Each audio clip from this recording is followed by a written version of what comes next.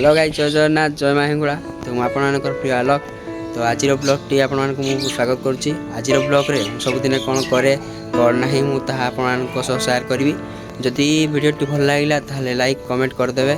आदि आप नुआ विजिट कर मो ब्लॉग को ताहले गोटे सब्सक्राइब करदे। तो डेरी नक स्टार्ट करदे मोर ब्लॉग टी। आसिक है 7:30। तो ये मुझे छतुआ खाऊँ, छतुआ खाई बाहर जी आमर कंप्यूटर क्लास को।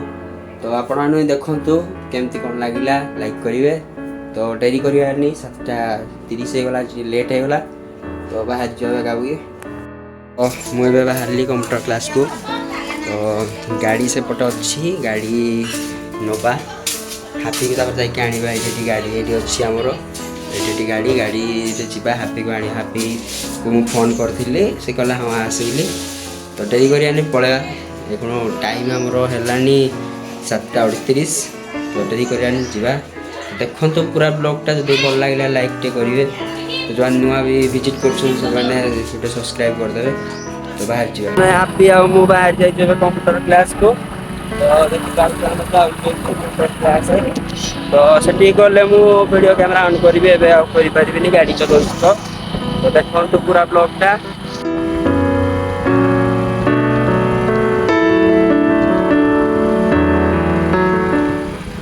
गहली भितर आसिकी पहुँची जाए कंप्यूटर क्लास टी।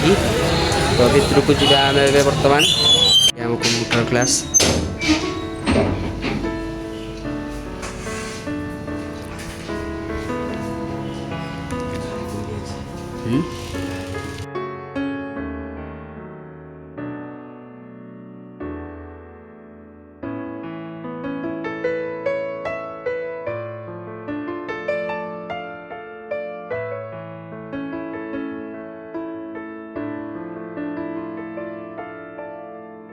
फाइनाली आम क्लास सारी सारू।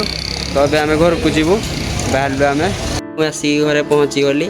ये छुआड़ा को देखाला जे से मत कहले नहीं जा बोली। तो ये तो मुझे आसली पुणी जाऊँगी गाधी पड़ी एखुण कहने नौ मुझे छाड़िया को माँ पाख ये गोटे आमर ये अच्छा छुआटे। आज गौरी टे आग उठी जाइए बाहरी दे पूजा पाठ करुँगी। तो देखा आपण को केमती से पूजा कौन कर देखु गाइस अति सुंदर भाव पूजा कर। तो गाधुआटा जापारे भितर को। तो देखु आ तो आम डेरी कर गाधी गाधी कौच कि गाधी जाइनी। एठी आसला बेलू देखिली मो माँ शोई जीव कले अफिस बोली। तो मैं गाधी के आसली। तो टे जा पूजा टे करदे। तापर कौन है खाई खादवा टे आम छोट ठाकुर घर ये गौरी तो सब पूजा पाठ कर बस मुझे खाली मुंडियाटे मारिकी पड़ेबी। आज मिल कौन कौन अच्छी मुझे आपको देखा। भात आउ कखारू फूल आमर कदली भजा आ मटन टे। मो माँ मो बाड़ी जाइला पखाड़ भात किंतु मटन टा गरम भात खाइले भल लगे। आपण घर आज कौन कौन आम मान को निश्चिंत जनइबे कमेंट बॉक्स रे। तो आज तो देखिले आपण मैंने आम घर कौन कौन है। तो जब खाइबी तापर देखा जाऊ जब नना जने कही गोटे भिडटे बनवाई जब जीवु आम जीवु ना खाई शुई पड़ी। टाइम आसला 11:30। मुझे खाई सारी खाई रेस्ट ने भावुची। तो रेस्ट नहीं जापर से डाकिले जी ना ना उठिकी बाहर टे जावाई चिकेन टी आने। तो है समय 5टा। तो चलते जी आम आड़े तो वर्षा टे उठाऊ टे पाखर आने चिकेन टी पकड़ा टे करेंगे बोली। चलते डेरी करवानी बाहरी गलु। ये प्रदीप भाई को चिकेन दुकान आम पहुँच जाइचु। प्रदीप भाई को चिकेन दुकान को से टाइम 10 मिनट आम अपेक्षा करूँ। बहुत पूरा भयंकर पवन पूरा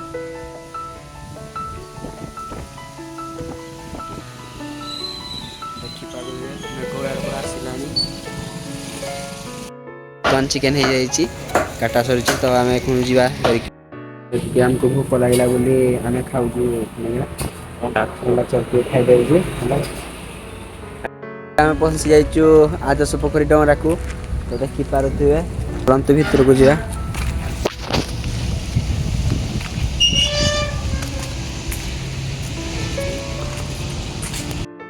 ବହୁତ ସୁନ୍ଦର ପରିବେଶ।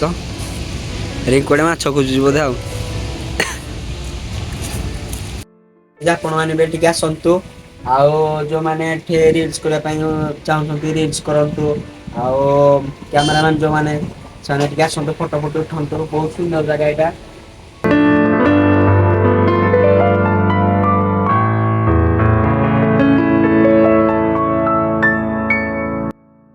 ସେଇଟା ଗୋଟେ ହନୁମାନଙ୍କର ବି ମନ୍ଦିରଟେ ଅଛି, ତ ବହୁତ ସୁନ୍ଦର ଜାଗା ଏଟା।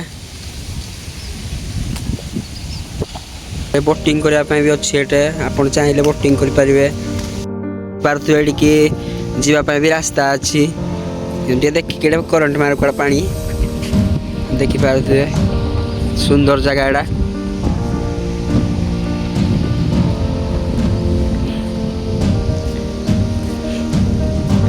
ଆପଣମାନେ ଯେବେ ବି ଡଙ୍ଗରାକୁ ଆସୁଛନ୍ତି ଏରିଆକୁ ଆସନ୍ତୁ। ବହୁତ ସୁନ୍ଦର ଏରିଆ, ଶାନ୍ତ ସରଳ ଏରିଆ ବି। ହେଇଗଲା ଚାବି ଖୋଜୁଥିଲି, ଦେଖିଲାକୁ ଚାବି ହେଇ ସ୍କୁଟିରେ ଲାଗିଛି। ତ ଚାଲନ୍ତୁ, ସେ ଭଗବାନଙ୍କ ଦ୍ୱାରା ହୁଏ ପ୍ରଭୁ ଯାହା ଆଉ। ତ ଆମେ ଘରକୁ ବାହାରିଲୁ ଯିବା ପାଇଁ। ଚାଲନ୍ତୁ ଘରକୁ ଯିବା ଭାରି। ବର୍ଷା ଉଠେଇଛି ନା, କେତେବେଳେ ବର୍ଷିଯିବ। ଘରେ ଆସିକି ପହଞ୍ଚିଗଲି, ଚିକେନ ତାଙ୍କୁ ଦେଇଦବା। ଚାଲନ୍ତୁ।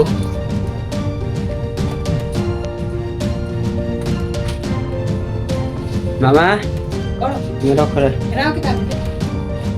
ତ ସେ କଲମ ତଡ଼ିକି ଦେଇଦେ, ମାନେ ଗୌରୀ କଡ଼ିକି ନେଇଯିବା।